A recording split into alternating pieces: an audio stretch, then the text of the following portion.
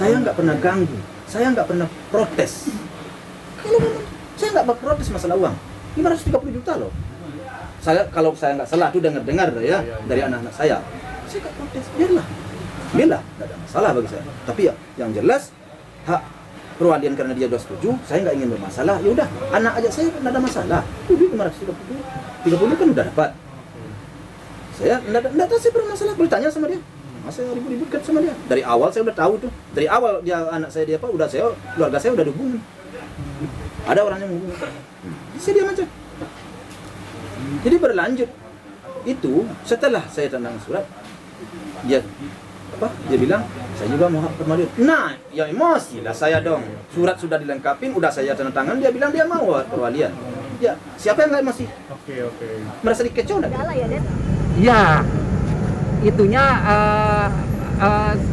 ngomongnya sih seperti itu. Jadi sudah Pak Faisal tidak mau memperpanjang lagi kontrak di situ. Saya tidak memperpanjang lagi. Dia bingung ini barang-barang mau dikemanakan. Bagaimana Pak Dudi? Dia minta pendapat memang saya. Bagaimana Pak Dudi kalau barang-barang ini dijual dan dilelang? Itu bahasanya ke saya pada saat itu.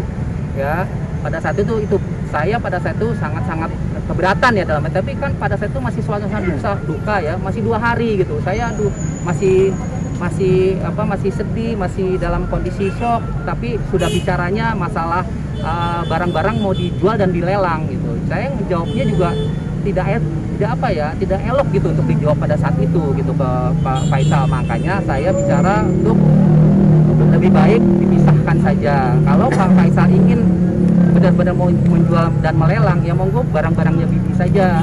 Kalau barang-barang Vanessa, karena saya ingin menjadikan rumah museum Vanessa nantinya gitu.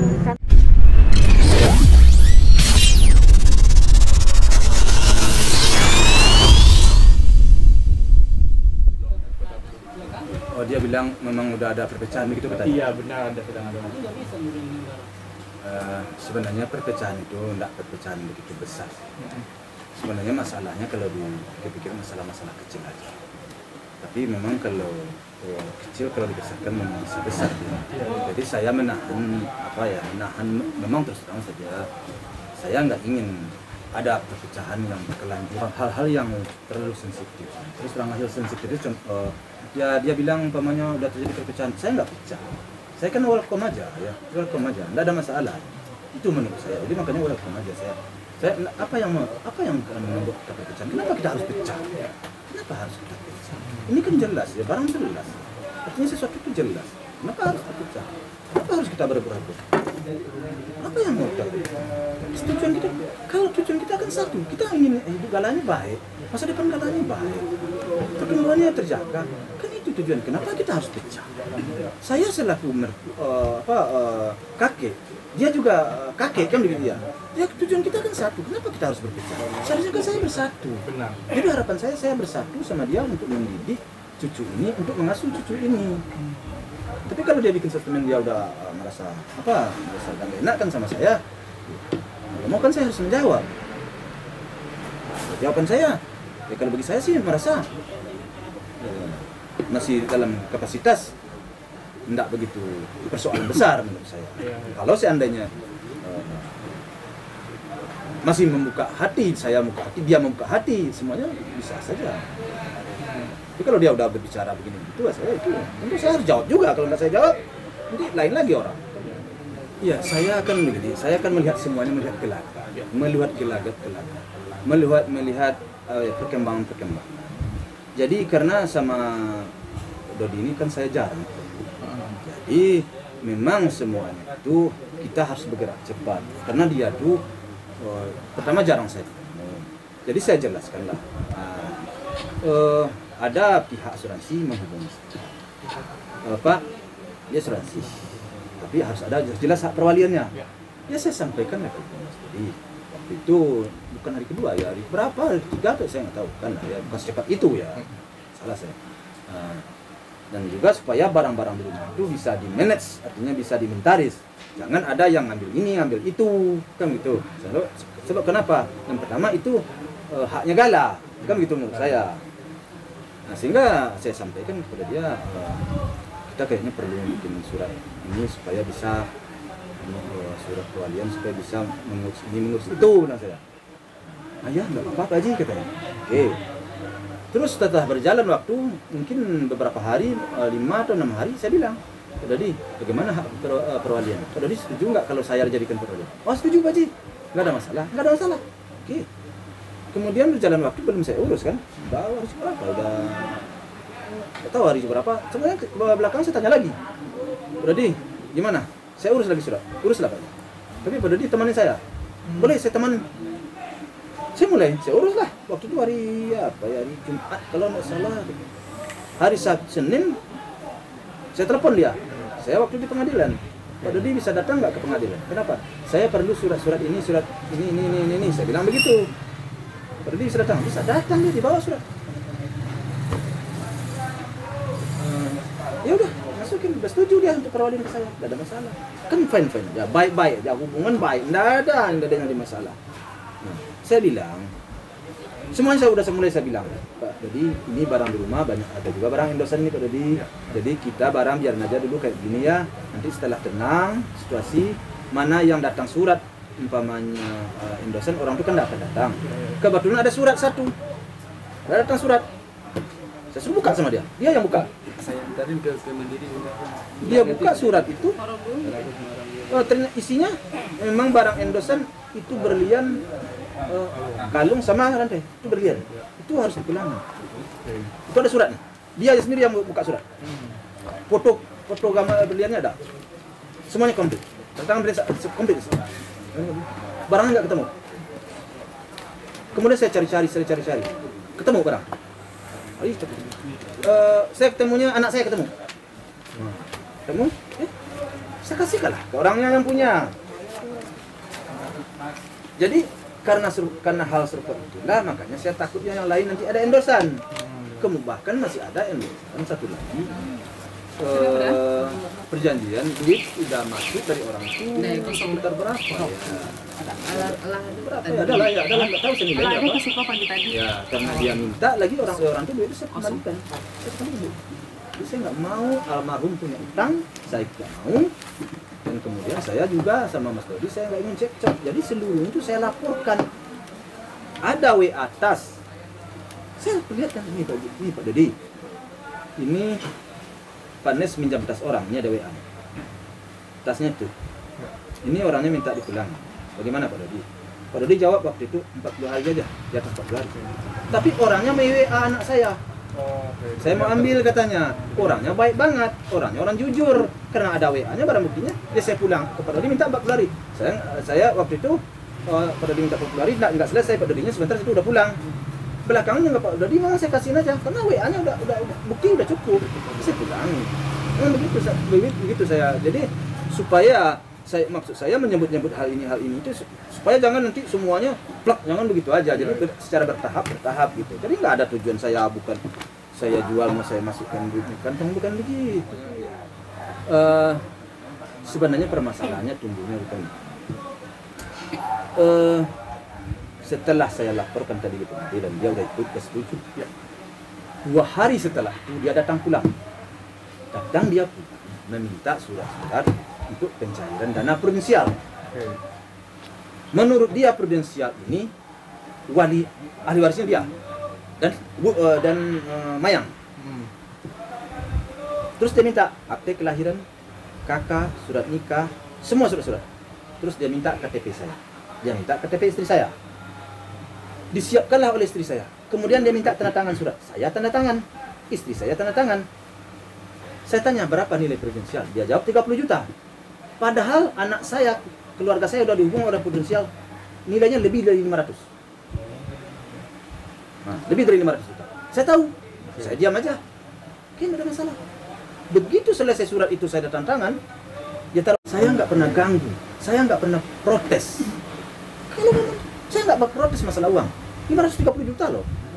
Kalau saya nggak salah tuh dengar ya dari anak-anak saya nggak protes, biarlah, nggak ada masalah bagi saya. Tapi ya, yang jelas hak perwalian karena dia sudah setuju, saya nggak ingin bermasalah. Ya udah, anak aja saya nggak ada masalah. Duit 530 kan udah dapat. Saya nggak tahu saya bermasalah. Boleh tanya sama dia. Masa ribut-ribut sama dia? Dari awal saya udah tahu tuh. Dari awal dia anak saya dia apa? Udah saya keluarga saya udah dihubungin. Ada orang yang menghubungi. Saya diam aja. Jadi berlanjut.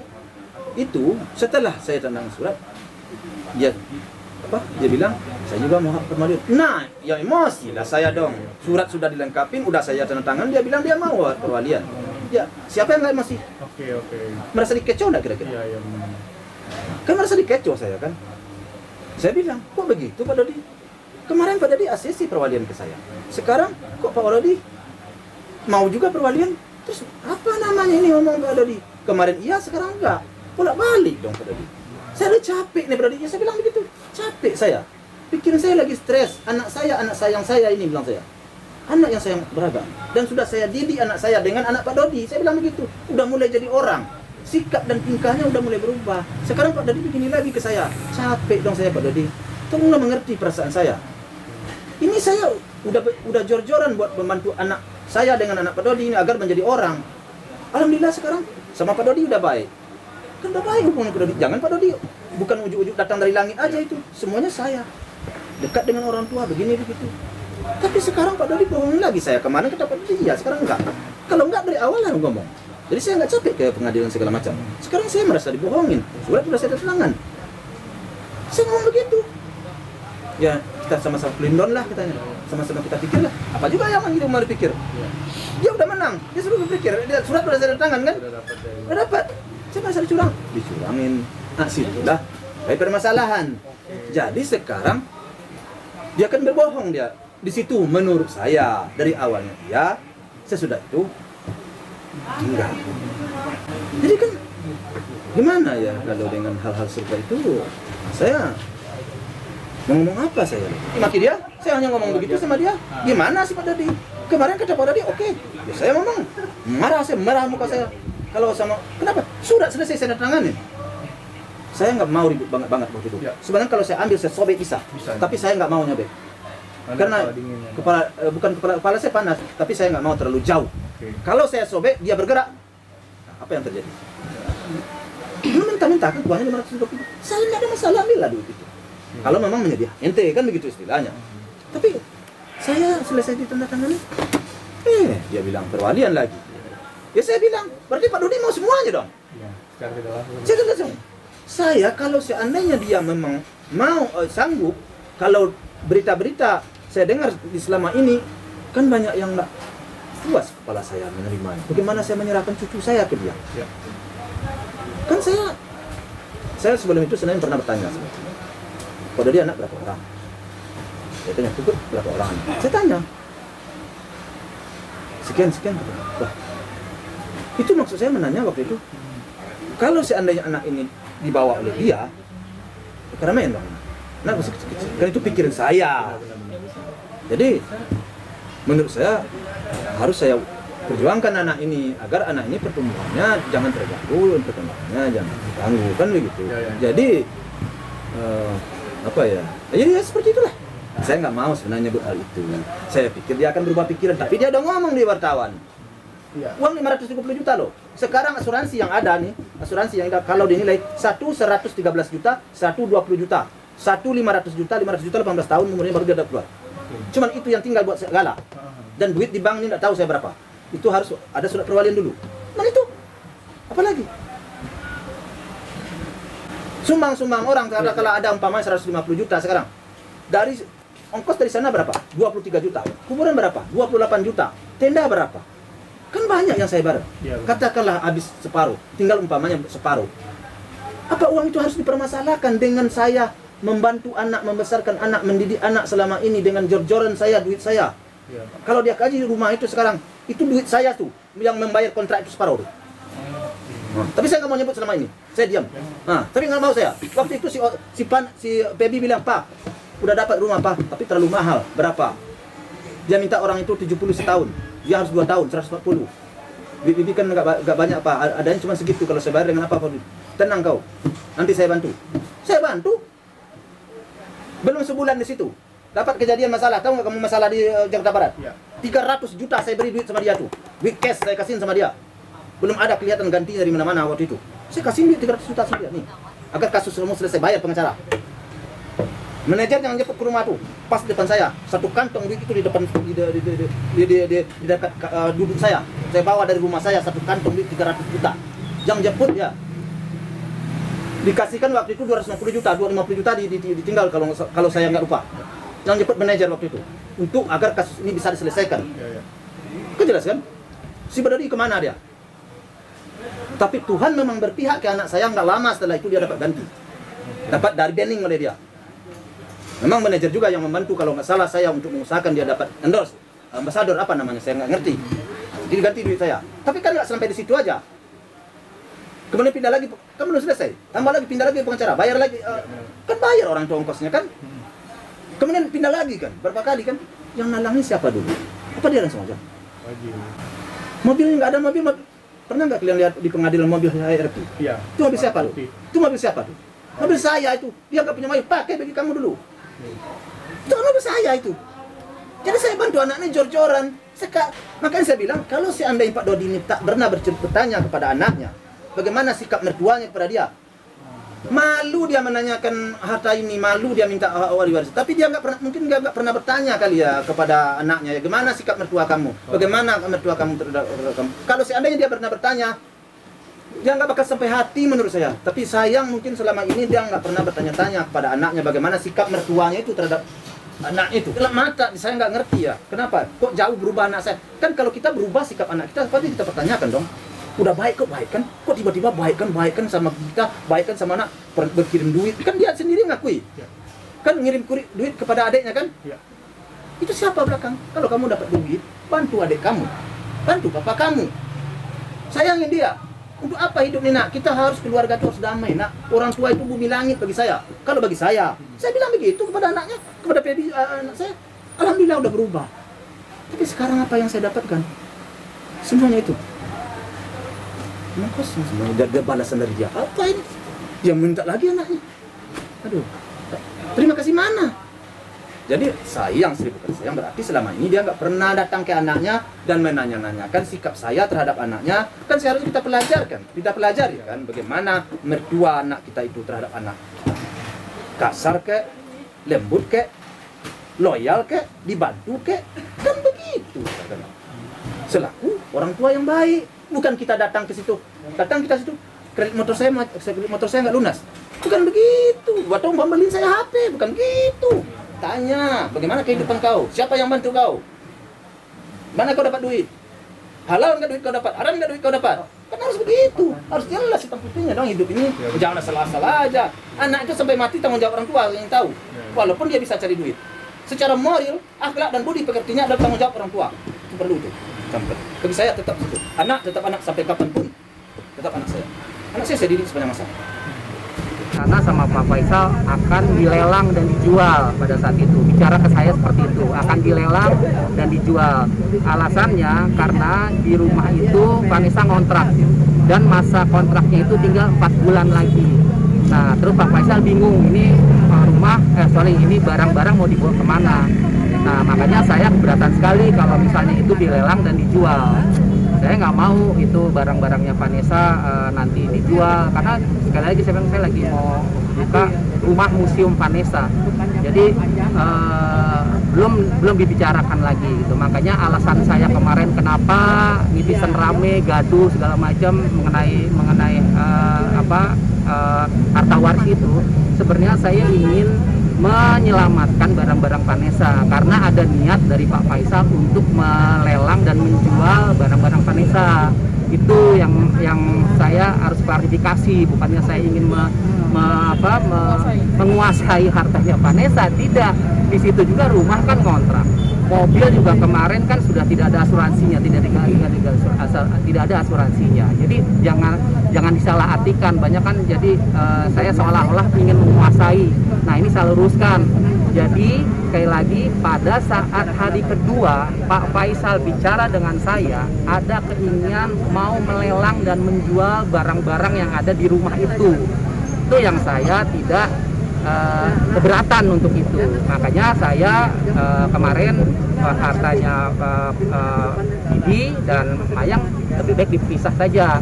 Kalau memang ada dari pihak Pak Faisal mau melelang dan menjual barang-barang Bibi, ya monggo. Tapi kalau untuk barang-barang Vanessa saya tidak setuju karena saya ingin membuat rumah Vanessa, rumah museum Vanessa gitu. Dan ini aja saya lagi mencari sepeda Bromptonnya Vanessa yang warna ungu itu sudah tidak ada di rumah itu. Ya, saya mohon bagi pihak-pihak yang telah membeli sepeda Bromptonnya Vanessa hubungi saya. Saya akan tebus sepeda Bromptonnya Vanessa karena saya itu akan saya museumkan. Ya, saya tidak tahu dijual dengan siapa tuh sepeda Bromptonnya. Tapi saya bagi teman-temannya Vanessa, rekan-rekan Vanessa yang pernah membeli sepeda Bromptonnya Vanessa, tolong hubungi saya, Dedi. Ya, segera nanti saya akan kembalikan uang yang dibeli seharga dijual oleh Vanessa.